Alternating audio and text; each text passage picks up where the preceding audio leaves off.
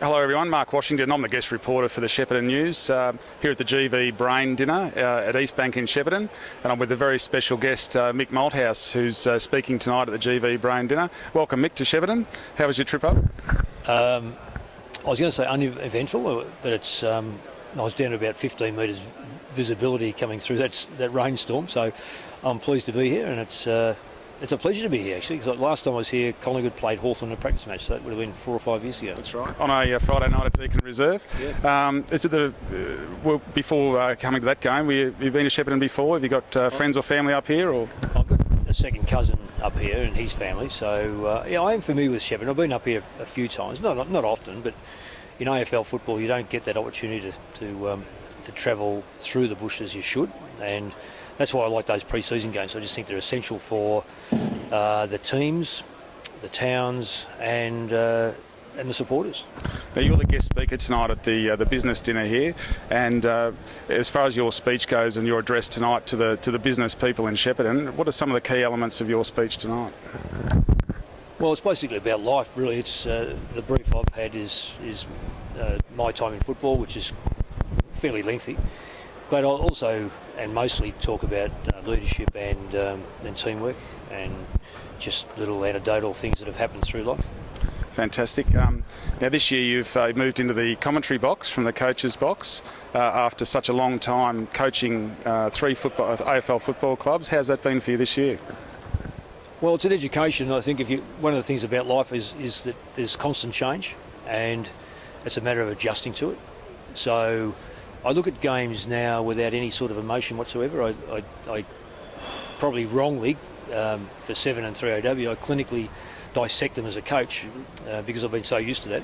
So I'm giving a coach's point of view more so than a commentator's point of view, but that's what I know most of all. And I think people generally like it, but it's just a matter of not getting too wound up in what's happening away from the ball that I find difficult, because Channel 7 follow the football. Mm-hmm. And I'm talking about things that are in front or behind the ball, so I've got to train myself or retrain myself to do something there. And radio's a bit different because I can just analyse, what is taking place. Fantastic. Now, as far as your role on Channel 7 and at 3AW, you're obviously enjoying the role. And we all know you as a coach of a football side, but what's life for Mick Malthouse outside football? What do you like to do? Well, there's a lot of things I like to do, but I'm not able to do them at the moment. I'm Vice-Chancellor's Fellow at La Trobe. That takes up some time, an enjoyable time. Ambassador for one of the banks, Bank West in Western Australia, so I travel to Western Australia considerably. Mm-hmm. And then things like this, just more leadership type roles that I am very comfortable doing. And 3AW and Channel 7 aren't necessarily just the weekends. There's a mounting amount of time through the week that you spend on radio or preparing for the weekend that you have to do shoots and so forth. So it's there's not a lot of spare time, but no. I will get some at some stage. Do you play any sort of sport outside work commitments?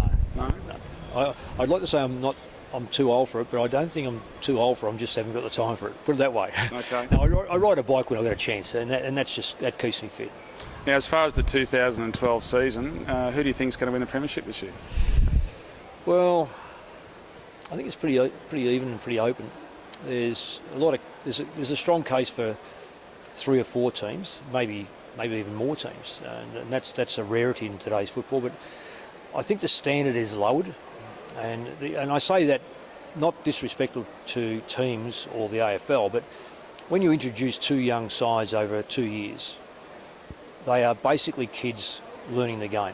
So therefore, I've always believed that the standard of any competition, of anything, is its bottom denominator. Well, and so if you pull that down, and those kids are not being filtered through the AFL, so effectively it's on. Most clubs are on hold, and when you're on hold, you go backwards.